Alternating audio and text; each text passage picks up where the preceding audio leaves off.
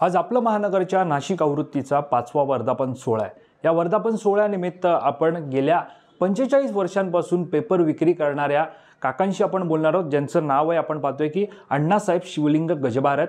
ते स्वतः आपल्यासोबत या ठिकाणी उपस्थित आहेत। तर सर, तुमचं स्वागत आहे। खरं तर वर्धापन दिन सोहळा आहे जो आपला महानगरच्या नाशिक आवृत्तीचा। काय सांगाल, एक सुवर्ण काळ होता जेव्हा पेपर लोक वाचत होते आणि आत्ताचा काळ कसा आहे, काय वाटतं? तुम्ही गेल्या 45 वर्षांपासून पेपरची विक्री करतायत, कसा होता तुमचा अनुभव, काय सांगाल?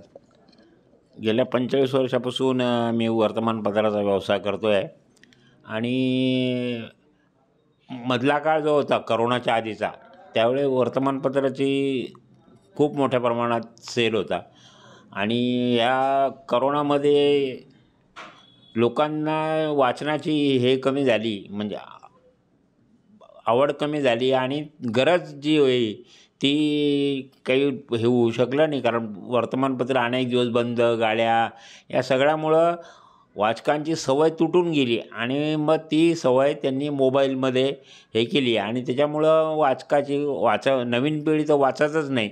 त्यामुळं सध्या त्यावेळेचा काळ आणि आत्ताच्या काळामध्ये खूप वाचनाचा फरक पडला, त्यामुळे वर्तमानपत्राच्या व्यवसायावर खूप परिणाम झालेला आहे। नक्कीच काका, तुम्ही आता सांगितलं की वर्तमान पेपरच्या व्यवसायावरती परिणाम झालेला आहे। तुमचं आता वय आहे 78, तुम्ही वयाच्या आपण पाहतो की 45 वर्षांपासून तुम्ही आता पेपरची विक्री करतात। तुम्ही कोरोना काळासंदर्भात सुद्धा माहिती दिलेली आहे। मात्र आता डिजिटल काळ आलेला आहे, लोकांच्या हाती मोबाईल आलेला आहे, त्यामुळे आगामी काळामध्ये पेपर हा टिकेल का असं वाटतं का? तुम्ही स्वतः आपण पाहतो की फील्डवरती असतात, तुम्ही स्वतः लोकांच्या घरोघरी जाऊन पेपर देतात, तुम्ही मोठ्या प्रमाणात काम जे ते लोकांना बातमी देण्याचं काम जे ते तुम्ही करत असतात। खरं तर पेपर विक्रेते म्हणजेच पत्रकारांनंतरची दुसरी पार्श्वभूमी मानली जाते। त्यामुळे कसं वाटतंय, काय वाटतं की आगामी काळामध्ये हे वर्तमानपत्र टिकतील का?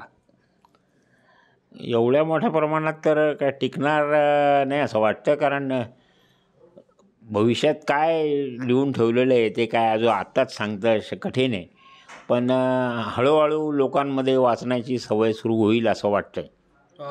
काका, एक शेवटचा प्रश्न तुम्हाला विचारतो। तुम्ही गेल्या 45 वर्षांपासून पेपर विक्रेती करतायत। आपलं महानगरचा सुद्धा तुम्ही पेपर रोज हाताळतात, रोज पाहतात। एक अतूट नातं तुमचं सुद्धा आपलं महानगरसोबत निर्माण झालेलं आहे। आज 5वा वर्धापन दिन आहे नाशिक आवृत्तीचा, कशा प्रकारे शुभेच्छा द्याल, काय सांगाल? नाही, नाशिक महानगरने खरोखरच चांगल्या प्रकारची हे केलेली आहे, सर्व्हिस दिलेली आहे, सेवा केलेली आहे।